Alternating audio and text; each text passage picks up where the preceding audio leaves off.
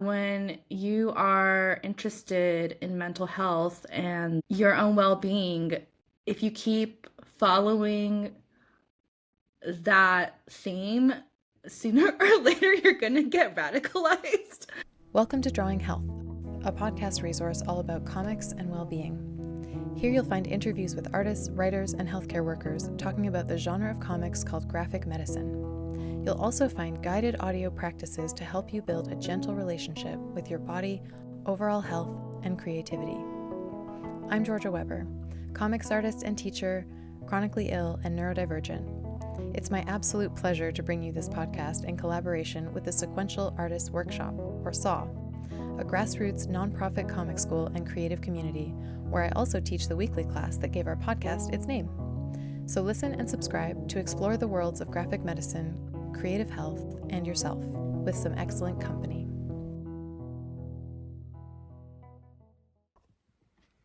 Hello, everyone. Today's guest is the incredible, creative, and generous Yumi Sakugawa, someone I actually met many years ago and I'm excited to reunite with for this podcast. But also, she is the author of Your Guide to Becoming One with the Universe, I Am in Friend Love with You, and There is No Wrong Way to Meditate.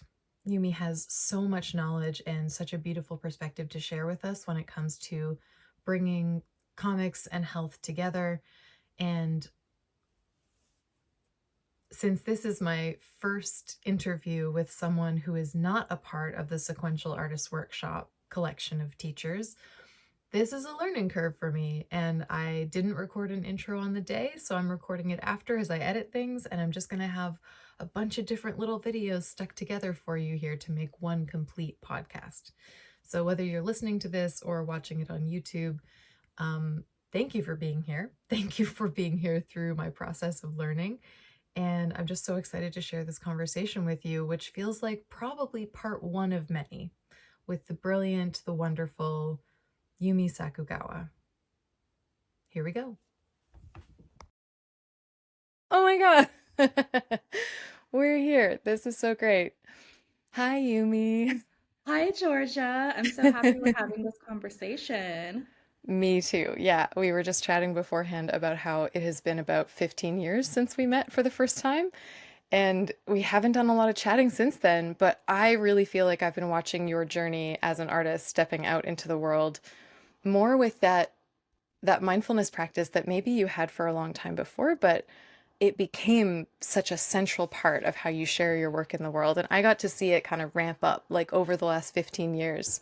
Because I remember distinctly meeting you and following you on Instagram and just going, oh yeah, like her art looks really cool.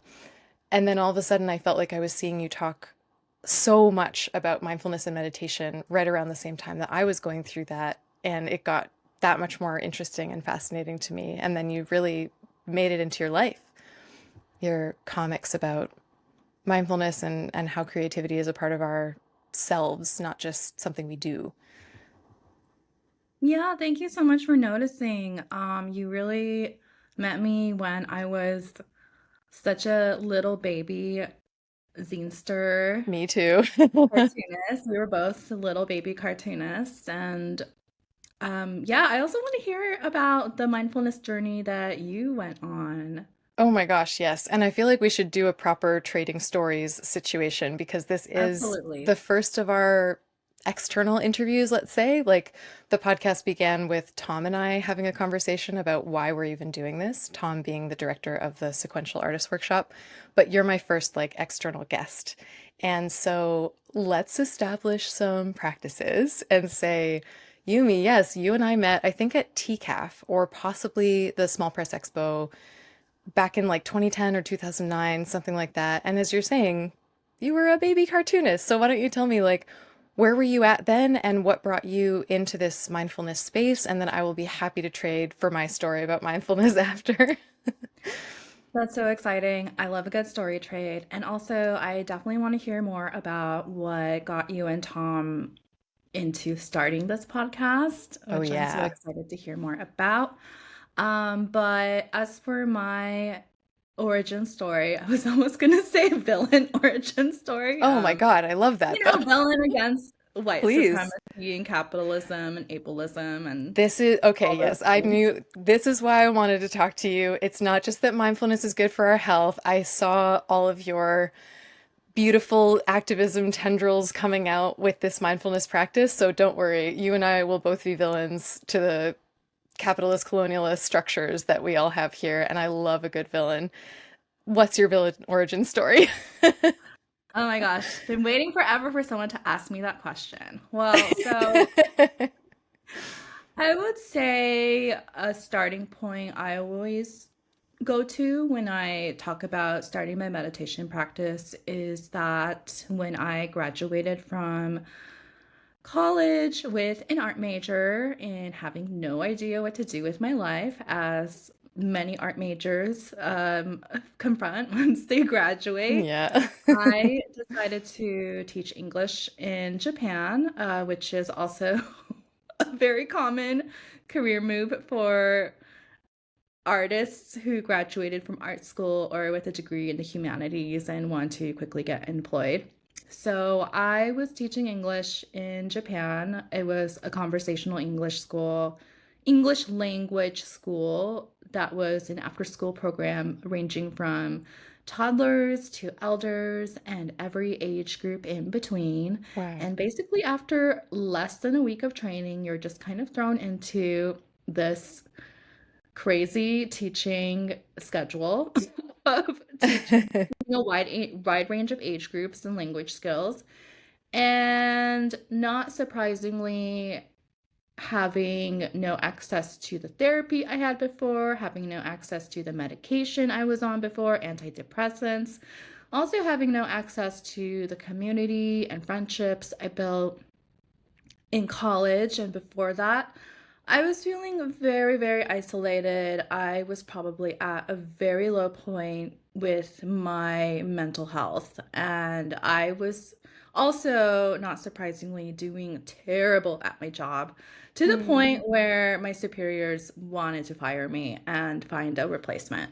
Wow. And so I was feeling really down with myself, feeling like a complete failure. And it just so happened that one of my coworkers who taught at a different school, but the same company. This really awesome woman who was a yoga teacher, as well as somebody who was really into spirituality and mindfulness. She lent me a copy of her book, A New Earth by Eckhart Tolle, which was my gateway drug into meditation. So Eckhart Tolle also wrote The Power of Now, Yeah. and he's a very well-known new age author. And I felt like reading this book when I didn't have access to anything else. It really, I think, was this big paradigm shift that I needed exactly when I needed it, which Mhm. was the concept that you are not your thoughts. Which, when I read it for the first time, I was like, what? What Yeah, does that's that a real even earth mean? shaker. Yeah. Yeah, like, Yeah. what? And so I felt like that gave me that extra bit of spaciousness of wanting to learn how to meditate, wanting to Mhm. explore more. What does it mean to be the space between your thoughts as opposed to your thoughts, which I think is the default identification of most people? And also, in the similar timeline, I was also introduced to the film director David Lynch, rest in peace. His book, Catching the Big Fish, or no, sorry, Yes. not Catching the Big Fish. No, That's a but Tim Burton movie combined with David Lynch's book. Or maybe it is Catching the Big Fish or Catching the Fish, whatever it was called, okay. mindfulness, meditation, creativity, collective consciousness. That was like the subtitle. Gorgeous. But he he talks about how meditation and he specifically did transcendental meditation, Hmm. which I'm not too familiar with, but he talks a lot about how meditation is a foundational practice for his creative practice, and not just for his creative practice, but how it really genuinely made him a happier person. And so I was like, okay, well, if David Lynch is meditating, I want to meditate too. Oh And yeah, he the talks coolest about, guy ever. yeah, exactly. I want to be And cool so like he talks him. about meditating in the morning for 20 minutes, in the afternoon for 20 minutes. So I was like, okay, I'll do what David Lynch does.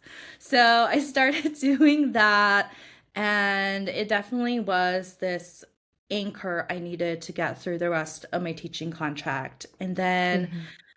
after I came back from Japan back to Los Angeles, I so happened to then get a job at an internet startup that was founded by Deepak Chopra's daughter, Oh my which goodness. The and synchronicity is like I unbelievable. know. I Yeah. know. And so from there I was curating and writing blog posts around mental health, spirituality, interfacing with a lot of new age and self help authors. And because I wanted to be an illustrator but didn't know how, I sort of snuck in illustration into my blogging, curation, editorial work. Wow. And so I started making little comics about meditation, which I did start when I was deeply depressed in Japan. And I think they just sort of took on a life of its own over time because, as someone who just got into meditation, I think I was very surprised that there were no, there really was a lack of visual mediums that explained meditation, which That I is think so is true. right, which is such an abstract Yeah. concept for a lot of people. Yeah. Um, and so I felt I just very strong, very clearly saw this gap in culture that Mhm. needed to be filled in, that I wanted to fill in. And so these meditation comics then were also posted on Tumblr, and they became zines, and then Mhm. these zines became books, and then that led to Yeah. more books. So yeah, Well, that's how and I now got started. the book's also you're teaching and you're like being asked to give talks in different places. Like it's a whole career around this thing that actually changed your life, but also gave you access to your voice. Yes, absolutely. Yeah. I mean, it's been beautiful to watch on my own meditation journey. This is what I wanted to share with you is that this morning I was rereading, um, oh my gosh, now I can't get the title straight because there's so many words in it. But Your Illustrated Guide to Being One with the Universe. Did I get that right?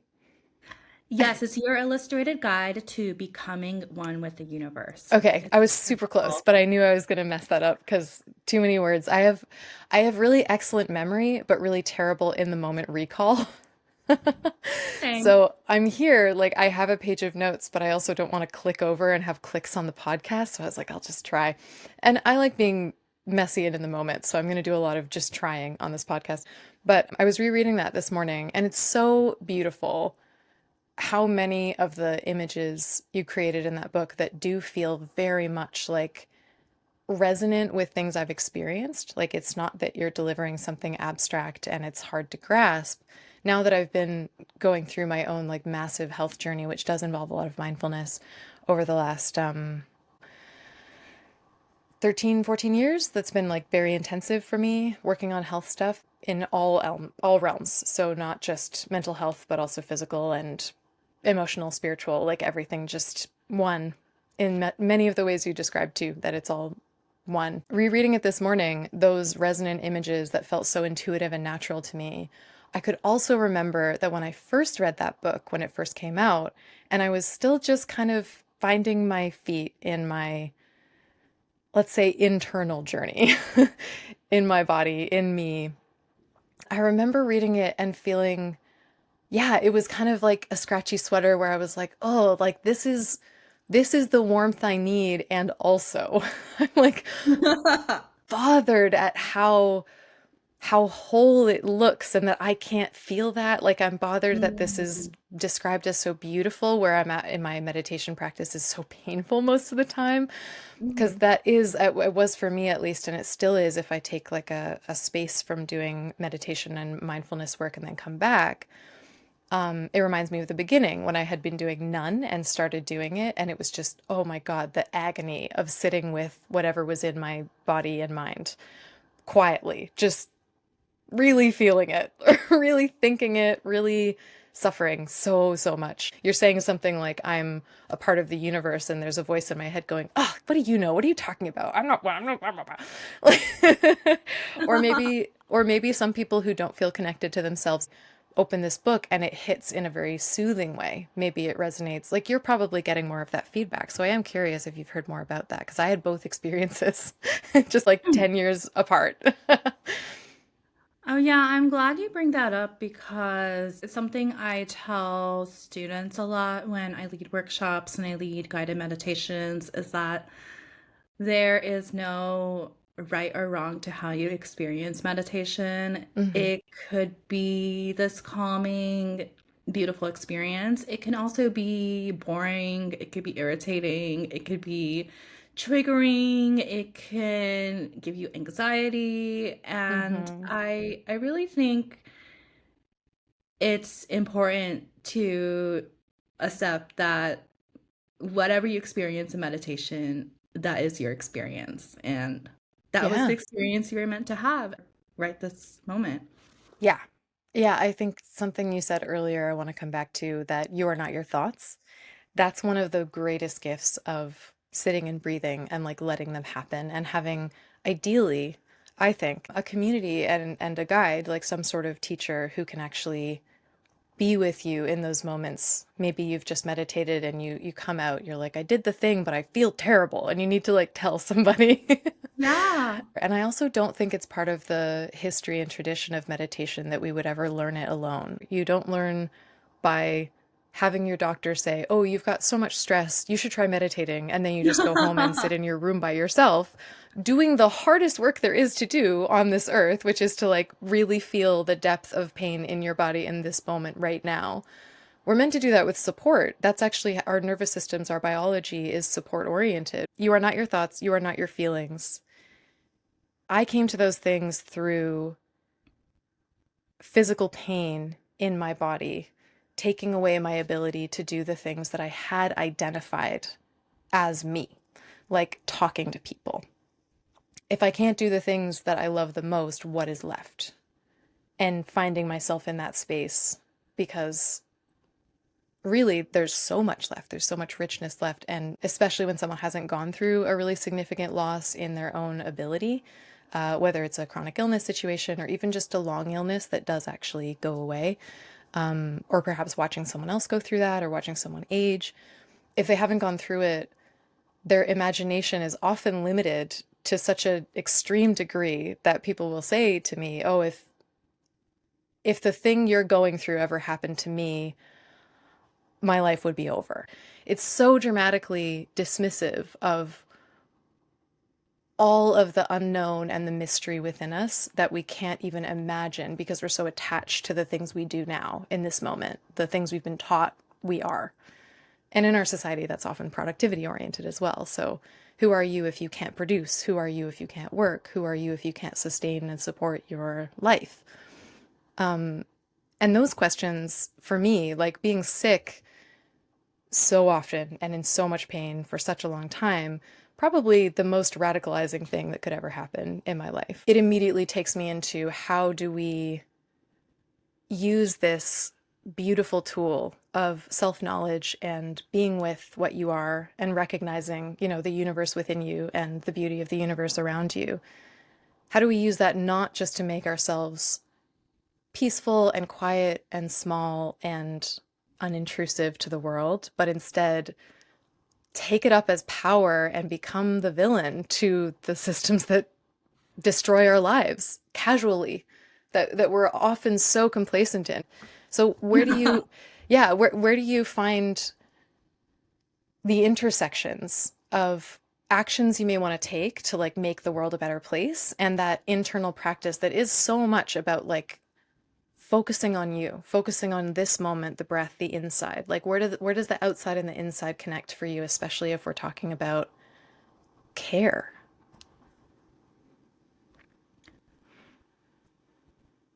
I love this question. as I try Good, because to it was so gather my long. It was the longest love it. question ever. Yeah, I don't know if I can pinpoint to a specific place. I will say that it's definitely been an evolution Mhm. for decades. And so I have a friend named Murphy, a really awesome artist who also runs a queer inclusive community, queer BIPOC inclusive community space. And we are interested in similar things. And I remember one time they said something along the lines of, yeah, when you are interested in mental health and your own well-being, if you keep following that theme, sooner or later you're gonna get radicalized. Uh-huh. And It's a matter of time. yeah, I don't have to explain it to you. And so I feel like it's similar to that where I think initially the interest in mental health and healing, it's all about, well, I just need to survive. I just need to stop feeling so shitty. I just want Mhm. some solution or outlet to this horrible state I'm in that I want to get out of. And I think as you learn tools, you have more spaciousness. And I'm speaking for myself, Mhm. even though I'm using an editorial generalized you. Yeah. I think as you get better and you have more spaciousness to think beyond survival and your own pain, I feel like then you have more spaciousness to be curious about other people and the world around you. And speaking for myself, so during my days in college, I went to UCLA as an undergrad where I was an art major, but also I took a lot of Asian American studies classes. I was also in an Asian American campus theater group. And I think because I went to a university that had such strong ethnic studies and really community involved community student groups, and I think just a general atmosphere of activism and community involvement, I feel like those threads of being in a marginalized community and then having to deal with mental health issues, I feel Mhm. like, and then also being an artist, I feel like if especially if you're a creative person and you are intrinsically always seeing connections in disparate things, I feel like you then start to see this greater picture of, oh, well, the reason why there's so much mental illness and stigma and people suffering is like, to name a few, it's like, okay, there is social stigma, and why are there no resources? Because our governments don't care about us, and also there's capitalism and white supremacy. And then I feel like my most recent epiphany of further peeling back the onion skin layers of why we're all so messed up is for my own personal history, having reconnected more with my Okinawan roots. And Mhm. there's also colonization, and that's a whole other beast that Yeah. is a lifetime to unpack and process and learn about. And so I feel like it's just been this ongoing journey of radicalization and seeing with so much more clarity the systems that we are entrenched in and how it's absolutely not an individual issue, but this collective system that we are all being crushed by. Absolutely. And Yeah. And it's only through collective work that we're going to get through this. Hmm. Yeah.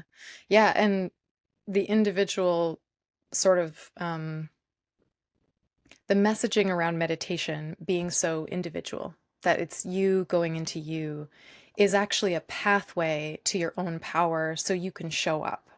And so you can find those roots and extend your branches and actually make like a more authentic and more grounded connection with other people and be not just concerned with these momentary, how do we stick a band-aid on your situation, on your mental health right now so that you're less of a problem.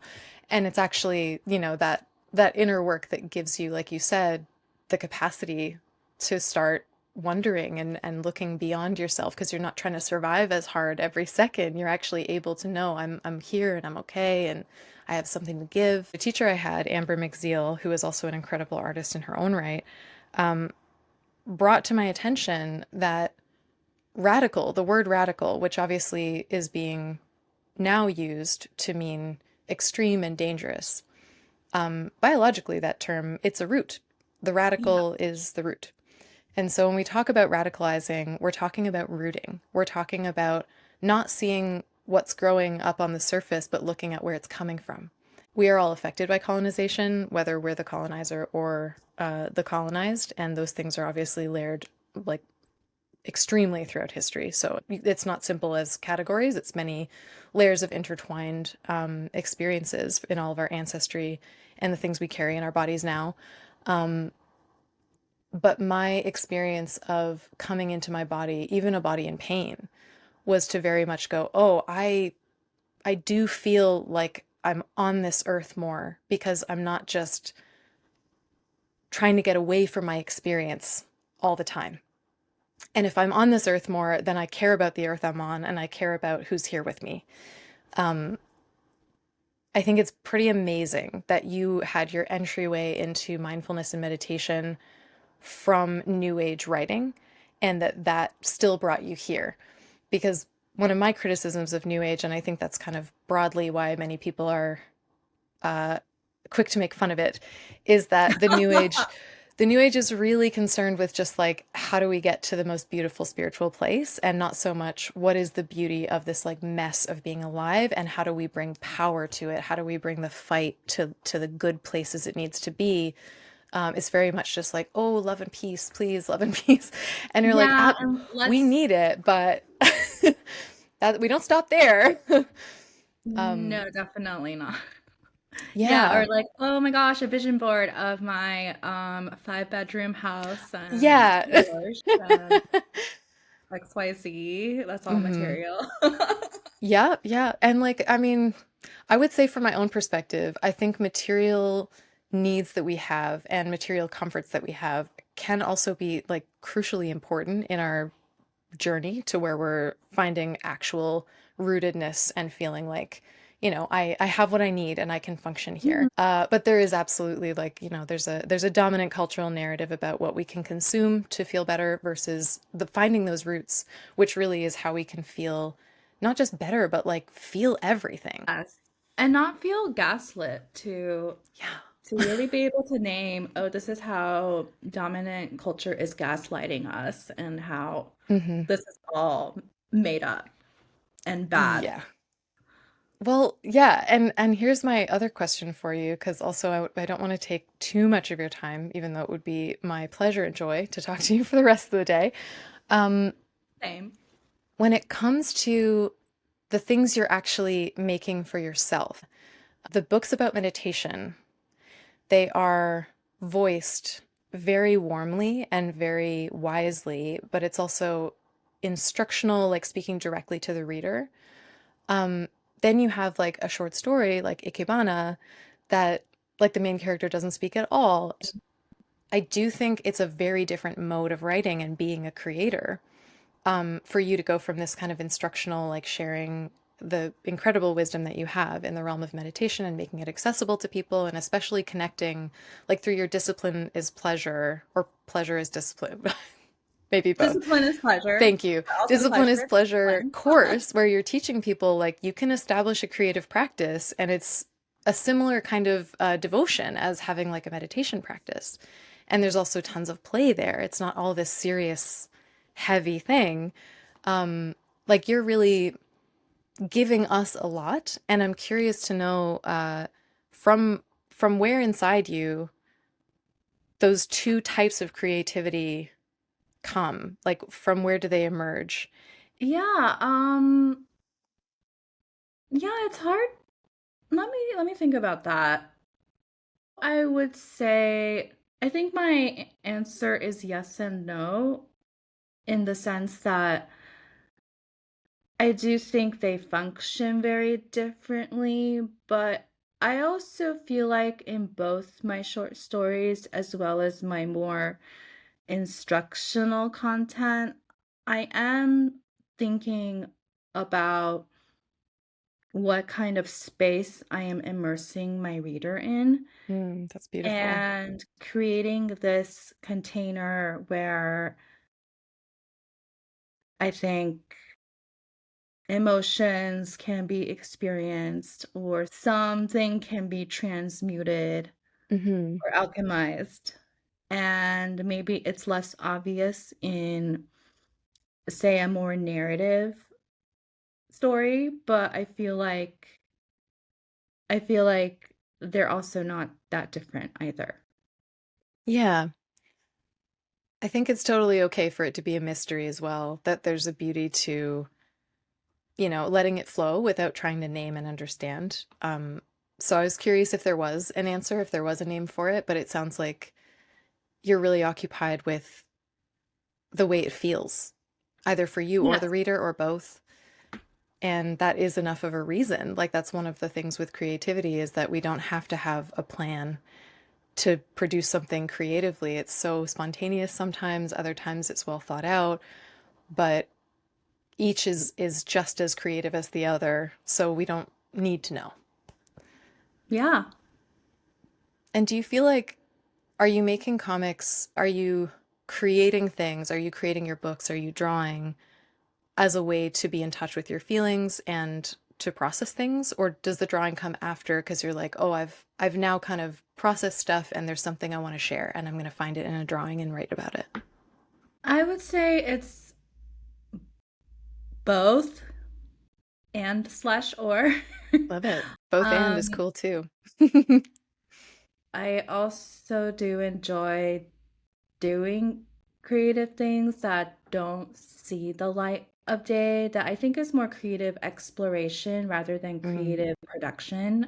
So, for example, last year and the year before, I took clown school, which was really fun. And also, I took an acting class for fun, which was also really, really inspiring. And also random one-off things like taking a beeswax candle making workshop Yeah, and I love things that. like that. And also I really truly, and I say this a lot in my social media posts, which is that I really believe creativity is not just about the traditional mediums that we associate with creativity, such as writing or painting Yes, or yes, yes. yeah, playing an instrument or playwriting or what have you. I Hmm. really believe creativity is anything where you are creating something that did not exist before. And so to for example, I think cooking is a creative act. I That think was my first gardening. thought. Yeah. Yeah, I Making a love. meal. It didn't exist. You made it. You were being creative. There you Yes, go. and dealing with the limitations of what is in your pantry, what is in your fridge, how much time do you have, how many Yeah. people are you cooking for? And I feel like even sending text messages to friends is creative. Hmm. Like sometimes, someone does something bad and I'm going to talk shit. And sometimes I look at me talking shit, whether it's a text or a voice memo, and I'm like, wow, that was pure poetry that I just Absolutely. channeled in the moment. Yes. Yes. So much of just like allowing allowing the feeling, allowing whatever is bubbling up to come out. Like, if you're not trying to suppress it while it's coming out, it can happen in really interesting ways. And you can discover things like, yeah, the phrase you used to talk about someone really sucking shit yesterday. Like, I mean, Yeah. even phrases like that, like sucking shit is a terrible thing to think about actually doing, but creatively with the words, the way that we use them, it just kind of popped out. And Yeah, like, I really felt ugh. the gravity of that phrase. But yeah, absolutely. Coming up with actually one of my favorites. I said, "Oh, barfing fuck" to someone. Yeah, that's amazing. I've It's never so heard that combo weird. before. It's memorable, it's Yeah, catchy, it's very it's poetry visceral. in motion. I was really feeling, and you can already imagine, but I was really feeling like what's happening right now deserves a big swear, like a fuck, but also I was wanting to like retch it out of me, like it did. That's Yeah. why I think the word barfing came to mind. And I find the word barf is really silly. Uh, I don't Yeah. know. I'm totally on board with you saying like there's creativity that we acknowledge as a culture, and often that's we acknowledge it when it becomes commodifiable. So there's another Right. element of capitalism ruining our fucking lives. But the creativity of how you're choosing to speak is also making an impact, not just on who's listening to you, but on you. And that's the internal experience, the flow you get into, creative flow when you're speaking. Like, why not call it that? That's what it is. Yes, and also another, I would say, daily creative act that I think I've noticed more for myself, as well as acknowledged more in the past, I would say, decade in my life, is I really believe choosing your outfit for the day is an amazing creative practice that is undervalued. And I think also choosing your outfit for the day, it's like casting a spell out into the world. Oh my gosh, that's thrilling. I personally, because it's so aligned with this moment in my life where I've been noticing that when I open my drawers, I feel so uninspired, and it's been making me kind of down, just in a very subtle way, Mhm. but for the whole day. And just Yeah. a couple days ago, I was like, okay, it's time to do something about it. And I made myself a little vest. And I liked it so much that I wanted to wear it again the next day. And I was like, oh, this is how I want to feel every day. I want to be Yeah. excited to wear it. I want to be happy to put it on. And then that inspired me to do the tailoring I needed to do on this jumpsuit that I bought like 2 years ago. I finally Amazing. did the tailoring, so I got to wear it today. It changed my mood today. It changed my mood yesterday. So you're just speaking my language at the exact right moment. Amazing. Hi, I'm Maureen Burdock. I'm a graphic novelist and a comics coach. Graphic Medicine Deep Dive is starting in January. Enjoy community, supportive feedback, generative prompts, and some great titles. I'm really looking forward to getting to know you.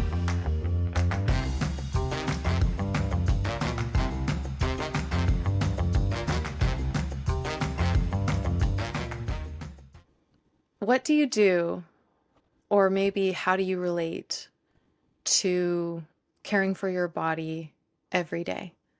I'm so glad you asked that because I feel like a stereotype of cartoonists is that they don't take care of their bodies. Hmm. And For a stereotype for a reason, but yeah, we need to yeah, we need yeah, not to to mention break that the down. not to mention the terrible postures you contort yourself into when you're Hmm. drawing and writing. And also, you also hear stories of legendary cartoonists cutting their lives short because they Absolutely. overwork themselves and Yeah, to it's the horrible. detriment of their health. And, that also opens this whole other Pandora's box of how artists are underpaid and how there are no systems to support artists, et cetera, et cetera. Um, and so, speaking for myself, I do daily walks. I also started strength training twice a week, and I'm very fortunate that my boyfriend invested in a rowing machine during the pandemic, which he never Nice. uses. Oh, But even better. It's always available. yeah, I mean, he also bought these adjustable weights that he hardly ever uses, but now I use a lot. Perfect. Yeah. And a really boring midlife thing I had to deal with recently, so I turned 40 last year, is that I was told by my doctor that I have high cholesterol as well as being on the verge of being pre-diabetic. And so that really kick-started a Yeah. whole other level of being mindful about my health and being really conscious about how I feed myself and really wanting to be properly nourished while also not giving up on eating delicious food. And so I feel like just paying attention to my health and my overall physical well-being and really deepening that, I'm really glad I went through this ongoing journey, and I love taking care of my body. And I feel like that wasn't Wow. always the case, Oh, where I that's feel like it was a very passive, amazing. relationship before, so yeah. Yeah. I mean, I think if I had even heard you say that 5 years ago, I would have been like, what? You love taking care of your body? Oh my God, I hate it. And that's because of all the pain. And I think also Right. how overwhelming that can feel without the right support. But now, because of where I'm at, again, being on a multi-decade journey myself, Mhm. when I hear you say that, I'm like, oh, that's so beautiful. Because it is rare. It's really, really rare. I'm just happy that you said it so fully and full with joy. Yeah, I've become a exercise bro, and I'm just into that, like, I drink protein shakes. Uh-huh. Yeah, you're all into it. I may be less of a general workout bro myself, but I've learned recently that if I get really angry, working out is the absolute best thing to do while I'm angry. Good story, tiny anecdote. I was so angry one night. It was late, I was 10 or 11 p.m. when I was texting with somebody and I was being really vulnerable, and his response was so condescending and so just clear to me. I did not want this person in my life anymore. I, shut it down, put it away, was like, okay, thanks for everything. Do not want to be your friend anymore. This has been awful. Good. Call me when you want to apologize for this and work it out. Because like if you actually Wow. have that awareness, then I'm game. But with everything you've just given me, Yeah. we're done. Like, bye. Wow. But of course, doing that, as powerful as it is, gave me nowhere to rage and, Yeah. get it out. Yeah. So I ended up doing like push-ups and like lunges all around my house, just instead of yelling. Instead, I was doing push-ups and I was just breathing really hot. Like, "Oh, Mm. I'm so angry." Um, Yeah. and it was really powerful. And then the even funnier bit is that after like an hour of doing this really intense, like muscly working out through my anger, I was starving hungry and I had a steak in the fridge. So I Wow. cooked and ate a steak just by itself at Oh midnight my after gosh, working out all this amazing. rage. And I was like, this is so powerful of me. Yeah. I feel empowered just hearing it secondhand. Absolutely. Like we can do beautiful things with anger. It doesn't have to be something we suppress and fear. And that was one of my first experiences of like just feeling what my body wanted to do. Because Yeah. I wasn't shoving it away as quickly as I normally would. So I had the awareness of, whoa, I'm really feeling the rage in my arms, so I've got to work them. I'm really feeling the rage in my hips and my legs, so I've really got to work them. um, Yeah. I couldn't have known that before because I was so cut off from how my body was feeling. Mhm. Yeah, something I've heard people say about rage, which I think about a lot, is rage is your body's way of telling you that something a boundary has been crossed, and Hmm. also something that is important to you has been threatened. Yeah, it's a big no. I think rage is what comes after the no has not been heard or Mm. actually respected, whether by someone else or by myself. Mhm. Because I can blow past my own no's and then end up angry like and Yeah. confused. And I'm like, Yeah. why am I so angry? It's like, oh, I put myself in the situation and now it's coming Yeah. out. Too real. Yeah. Yeah, yeah, yeah. No. No, emotions are actually so incredible when you don't fear them or try to logic them out of relevance to your life. They're actually just fascinating and very understandable. Like emotions are human. Absolutely. And I'm so jealous of people who learn meditation young. Yeah. Oh my goodness. I could be this Yeah. completely different person. Or rather, more me rather than a completely different person. That I'm so glad you said that because that's exactly what I have found is that I lived 25 years of my life before I actually discovered who I really am, instead of identifying myself with these strong emotions and strong thoughts that I thought, of course, they were me because they were happening in my head or in my body, Mhm. but I didn't like them. So then I didn't like myself. Yeah. And being able to see that there's a difference between these thoughts and me. And in fact, when you get enough space from those thoughts, you can see them and go, oh, yeah, that's the thing that colonialism has been telling all of us over and over again. It's just this is the manifestation of those ideas in an individual mind, and it happens to be mine right now. Um, but it's so not what I actually think. It's oh, Mhm. that script coming back or that logic. The Yeah. the logic, particularly of colonialism, is a really insidious one that can be molded to any circumstance, and it sounds reasonable. It Oh, can sound very absolutely. logical and very sound, and then you go, wait a minute, but the logic itself is so broken, and now I Yeah. can't use it anymore without feeling like I'm participating in harm. Um, and comics like yours are one of those lifelines where when you are alone, you can open up this comic and be touched and feel connected and be reminded of what you actually care about most. Are there any comics that do that for you that kind of bring you back to maybe your values or maybe just feeling like it's beautiful to be here, even with all the shit, even feeling terrible? Any comics that soothe you in that way? Well, I will say, I feel like it's right behind me. That would be handy.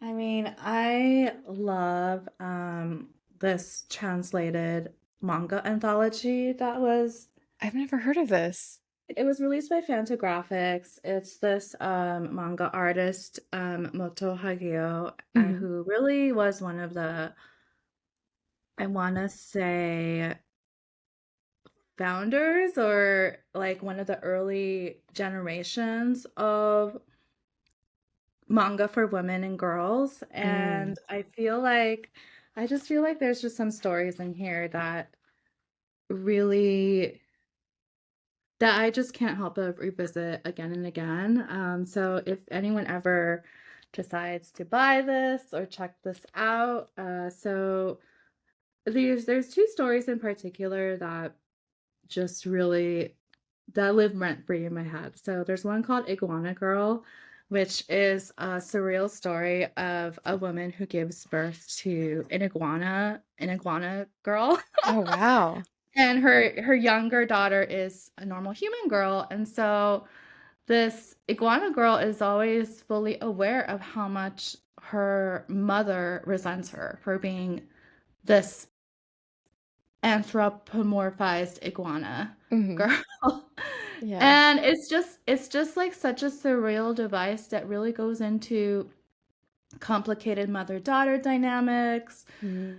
ancestral baggage, Wow.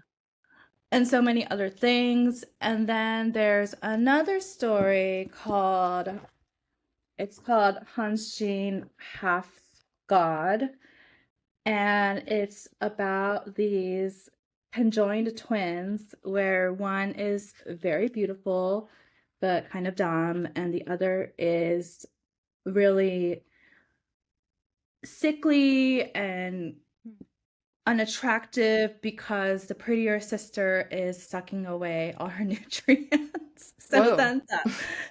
So then that just goes into, I mean, I feel like twins and doppelgangers are always such a thematic source of fascination for me. And so I feel like Mm. That's another short story about, I would say, the thin line between love and hate and Okay, yeah. sibling dynamics and grief and love and so I feel like when I want inspiration for, oh, what is the comic medium capable of? I feel like these short stories are just an anchor that I revisit Yeah, throughout my life. that's amazing, and I can't wait to read them now. Um, and I'm curious, this might be an impossible question for you to answer, but because you just said it, what do you think the comics medium is capable of? Yeah, what is the comics? Um, I just thought I'd try it, see what you have. yeah. Um, Something I have thought about a lot for myself as I was learning the craft of making comics is I feel like in the beginning I thought comics was just, oh, you have to know how to draw and you have to know how to write. Hmm. But as you and I know, it's a lot more complicated than that. Oh, yes. And I think the metaphor I go to is it's like you're making a film, but you're not just a film director, you're also the screenplay writer. You're also the costumes department. You're also the set designer. You're also the cinematographer. You're also the person who does the lighting.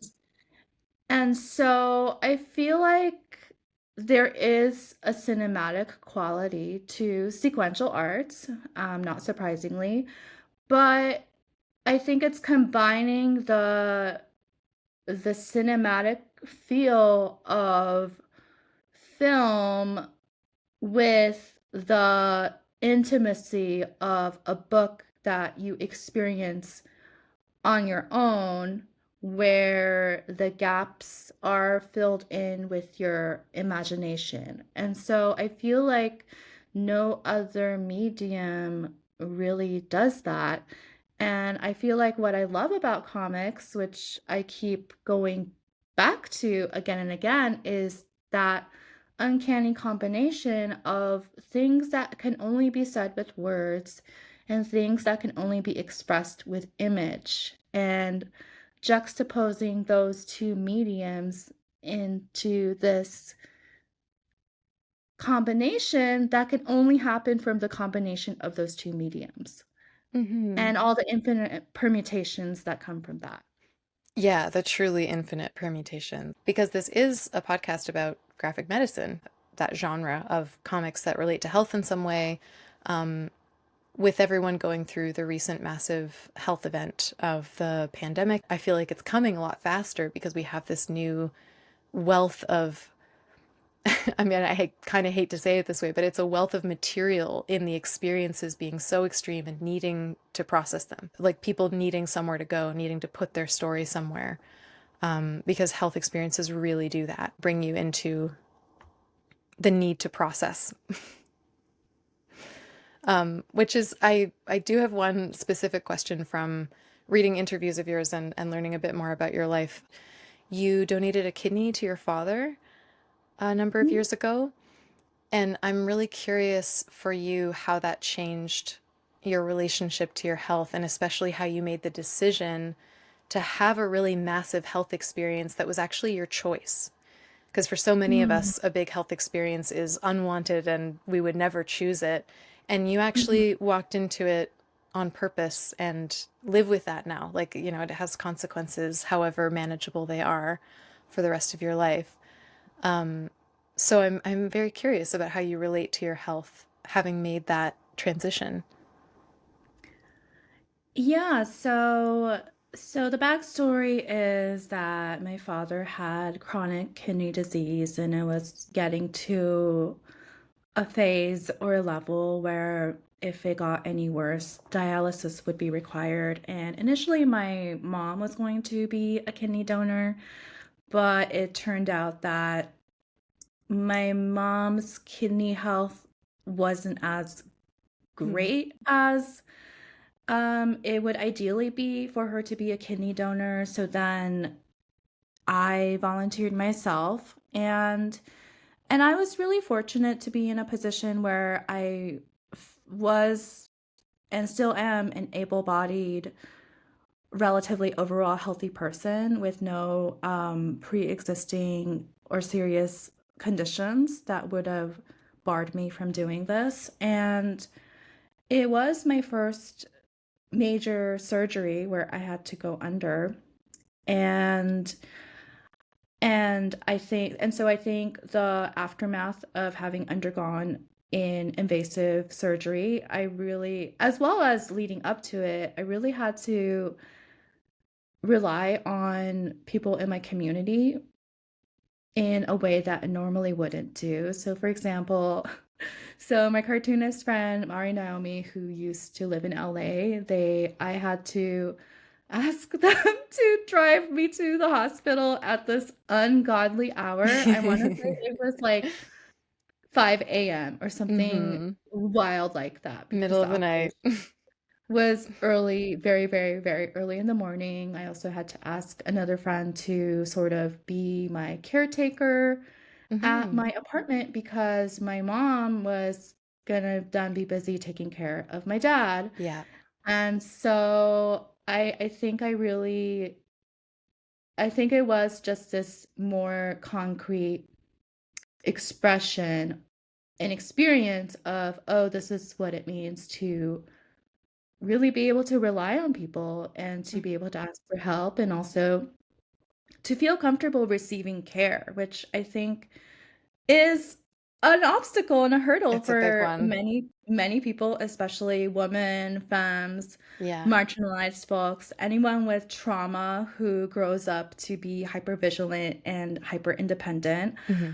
Um, and and also I think a reminder that sooner or later everyone is going to experience illness, disability. It's not this binary between, oh, the disabled and everybody else, or people who are ill and everybody else. It's a universal experience that Absolutely. Yeah. if you haven't experienced it now, it's going to happen sooner or later. And I think it's humbling to be able to receive care, to ask for help, to be in a vulnerable position where you need a lot of assistance and you're not able to do the things that you're normally able to do. Mm-hmm. And thankfully I was able to come out of this surgery with very little physical after effects. And also, this was in January of 2020. So, this was right before the global pandemic shut everything down. So, it was also really perfect Wow. timing. So, it was a pretty eventful year to say the least. Oh, absolutely. It is a strange thing that people who are used to having a compromised immune system knew what to do more than many of us when Mm, it came to yeah. locking things down and figuring out how to be safe. People with, I mean, myself, I'm a person with loads of trauma and um, many, many coping skills for anxiety. So during the lockdown, especially in the first few weeks, I found myself very equipped, and the person I was in Mhm. lockdown with was really not. So I had to be Mm, sort of coaching and giving him some of yeah. my skills and practices, um, which was honestly, it was nice to feel I could do something to help. I think also needing a lot of help, like you said, it's very uncomfortable for people, and uncomfortable to ask, uncomfortable to receive, sometimes even uncomfortable to accept that this is what I need and I don't get a choice in the matter. So it's a really beautiful thing you did that you were willing to take on all of those experiences and that it also went really smoothly, it sounds like. Um, Even with the best laid plans, sometimes things really don't go that way. So I'm very happy it was a good experience overall. Thank you. Yeah. Is there anything you would like to send people away with as a wish for their health or maybe just how they think about it?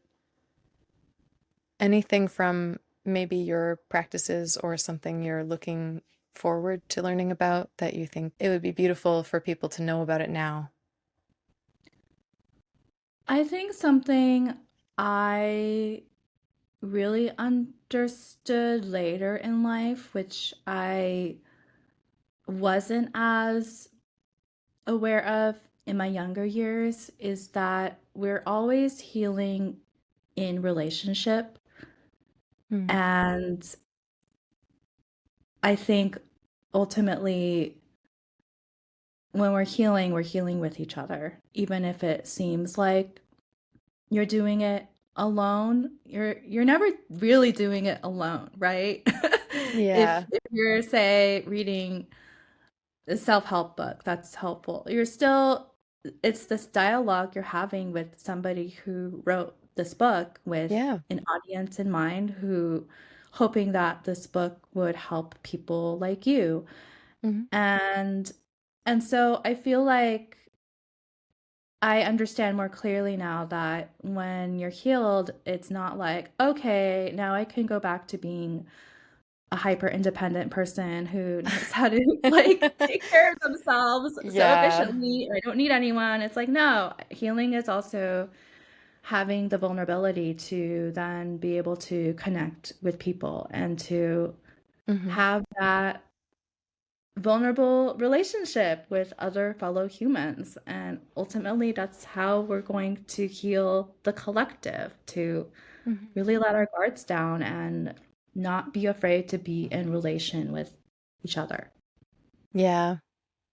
It's very true. And I do think I was thinking of you saying earlier, you know, I'm jealous of the kids who learn to meditate when they're really young and how much longer they get to know themselves in their life than someone like you or I who came to it much later and now kind of grieves. I definitely find myself grieving the younger years of my life when I just wish that I had the Oh, yeah, tools. I would have had absolutely. such Same. a different life.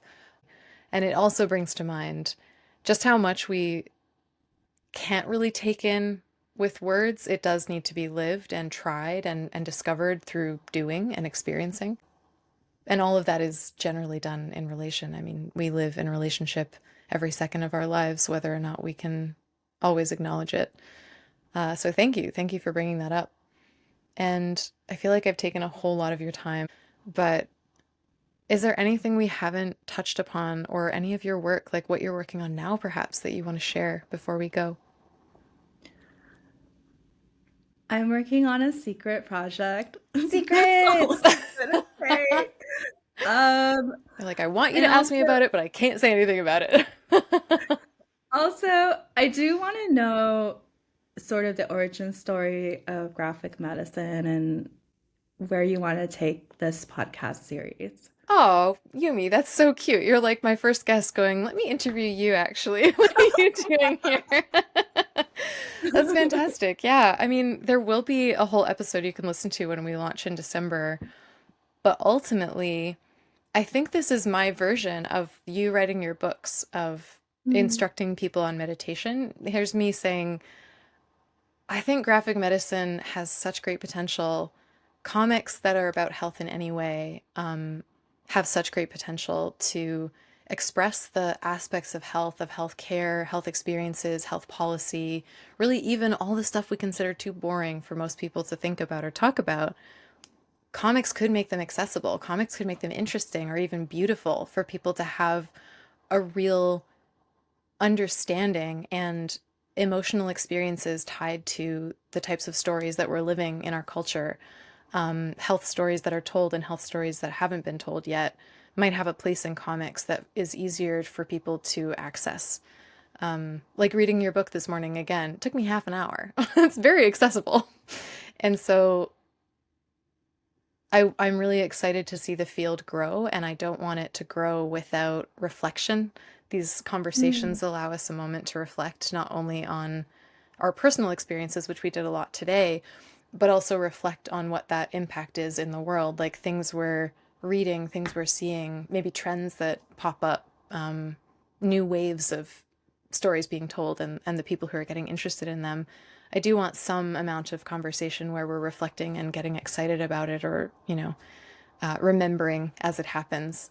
So the conversations are largely that. And then each of these episodes is going to alternate between having an interview with a guest like this one today, and then having a practice that I share that's like an audio guided practice for someone to basically follow by listening and do along with it what they choose. It's a class that I was teaching starting in lockdown called Drawing Health that is the inspiration for these practices. I'm picking up the class again. I've been teaching it on and off for years, but starting very soon, even perhaps before this podcast comes out, I'm going to be teaching that weekly class again. And it includes those audio practices, but the live class itself has community. Like we're talking about the theme and then exploring the meditation together as a group and doing drawing together and then sharing our drawings. And there's a beautiful shape to that class, but it's not accessible for everyone. And I wanted the audio practices to be something that could accompany folks like in their own life. Sometimes when I find a good meditation through my teachers and resources, I'll listen to the same one like 4 or 5 times over a week because it's just really speaking to me and I'm not done with it yet. And I come back to it and it feels different on a different day. So I always wanted to create the podcast practice for that purpose. And then when Tom and I at SAW were talking about making graphic medicine a bigger part of their programming, I was like, well, it should be that we do this podcast, but then also it could be conversations to make it kind of a richer educational space and like that reflective cultural space as well. Because I do love talking. Happy to talk all the time. So just give me a job where I'm talking to cool creators about my most fascinating topics of health and creativity, and I'm just so happy. That's amazing. I love the mix of interviews with other artists and then guided audio graphic medicine that people can participate in on their own time. That's so cool. I love it. Oh yeah, and it feels very aligned with things that you're teaching. I'm starting to have the idea we should get you to record like a guest audio practice and guide Oh my gosh, people I would through. love to. Yeah, I think that'd be really beautiful. Full of ideas over here. Absolutely. Find this conversation so inspiring. And you are the first guest, so I have a feeling once I am a bit more practiced, I might invite you back because I'll just want to go further and deeper. Yeah, thank you so much. And like you said, there's a secret project. We won't promote that yet, but we will say you have a website, you have a social media account. I think there's also a newsletter people can sign up for. Yes. All of it can be found at yumisakugawa.com, and we're going to have that link in the show notes. And so yeah, that's really all I've got. Just thank you so much for being here. Thank you for having me, Georgia. This was really, really fun. Oh, isn't she wonderful? I just find it so hilarious that right away when I started asking Yumi questions, she was like, I want to know about you though. And ended the podcast that way too.